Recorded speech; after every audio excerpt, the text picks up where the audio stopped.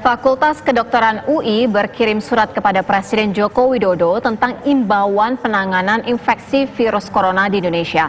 Imbauan itu antara lain tentang karantina wilayah secara selektif dan aturan tegas untuk berdiam diri di dalam rumah.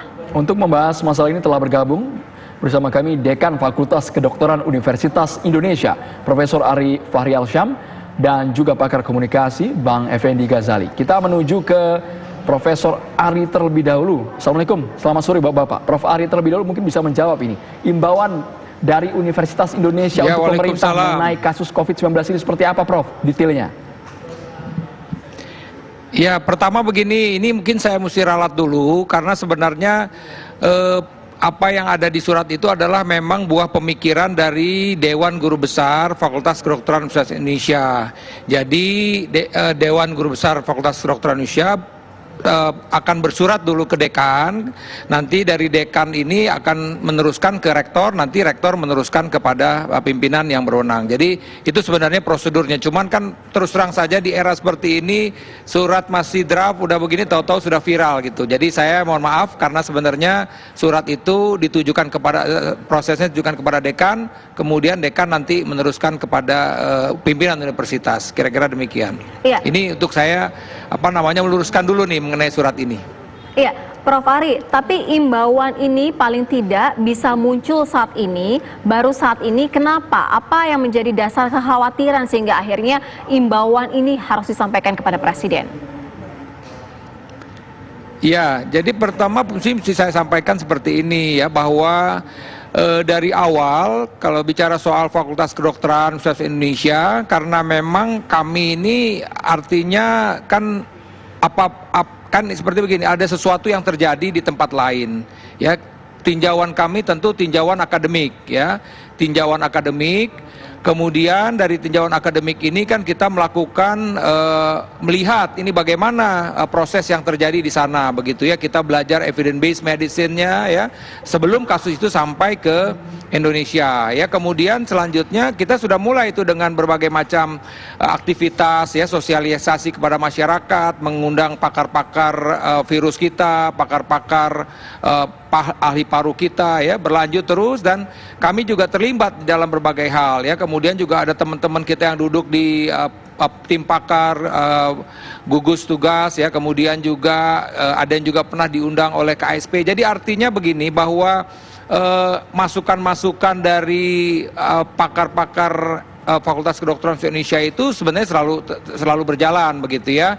Cuman memang kan kita melakukan dari teman-teman guru besar ini melakukan evaluasi, melihat ya, nampaknya himbauan Presiden 10 hari yang lalu mengenai belajar dari rumah, kemudian juga bekerja dari rumah ya, Prof. Ari, mohon maaf saya harus potong. Sebenarnya krusialnya itu karena apa? Angkanya yang terus bertambah, jumlah orang yang meninggal semakin meningkat, atau karena apa?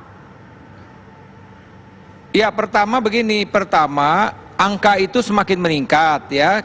Sekarang ini kita sudah tembus angka psikologis di atas 1000, oke. Kemudian kematian kita juga sudah di atas 100. Kalau kita hitung-hitung presentasi ini 8%. Dan kita melihat yang saya bilang tadi, saya lanjutkan, bahwa ternyata himbauan Presiden itu nampaknya kurang, dalam tanda petik sebagian masyarakat itu kurang mendengarkan himbauan Pak Presiden ini. Ya seperti juga Pak Yuri tadi juga menyampaikan, ketika kasus itu masih ada dan terus meningkat, apalagi meningkatnya setiap hari ini 100, artinya apa? Bahwa proses penularan itu masih terjadi di tengah masyarakat. Nah, oleh karena itulah maka timbul pemikiran-pemikiran dari teman-teman para guru besar ini adalah ya ini tadi nih, ya apapun namanya ya, yang penting adalah benar-benar dilakukan karantina. Jadi kita berharap ya masyarakat ini stay at home gitu ya, tidak ada mengurangi aktivitas di luar.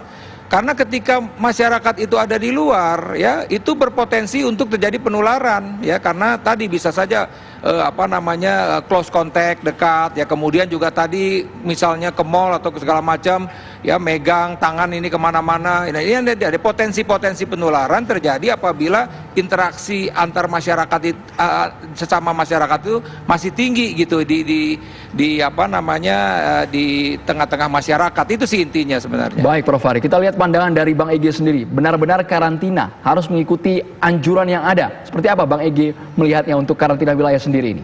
Ya, selamat sore Andromeda, Sira, dan Prof. Ari, Pak Dekan kita.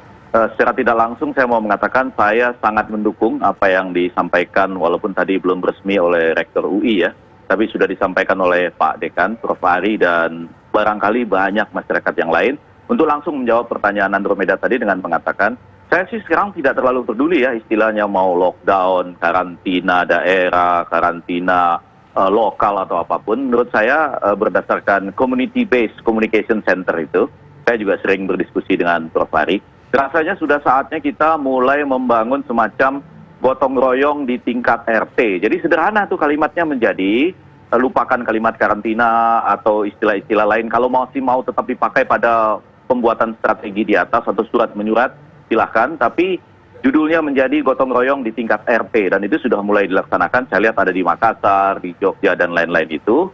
Yaitu dalam bentuk RT ini sebagai satuan komunitas terkecil, itu nanti sama-sama mencoba bersama-sama untuk mengajak seluruh masyarakatnya untuk tidak lagi keluar, tapi tetap yang disebut dengan slogan ataupun keinginan di rumah saja, itu di rumah aja. Dan kemudian tentunya ada konsekuensi, di mana konsekuensi yang paling penting adalah mudah-mudahan yang saya sebut dengan gotong royong di tingkat RT itu, di mana kita berusaha memikirkan kalau betul misalnya 2 minggu kita di rumah saja, di rumah aja, maka bagaimana dengan saudara-saudara kita, keluarga-keluarga tertentu di RT yang mungkin memiliki kebutuhan-kebutuhan tertentu selama 14 hari itu. Nah, barangkali jalan keluarnya kami mengusulkan supaya itu segera dilakukan, dan nanti bersama-sama kita mencoba memikirkan, misalnya Andromeda, Sira, saya, Prof. Ari, misalnya bisa ikut mendukung misalnya tiga keluarga lain di RT kita. Dengan demikian ada semacam hitung-hitungan yang berbasis kepada civil society yang terkecil gitu.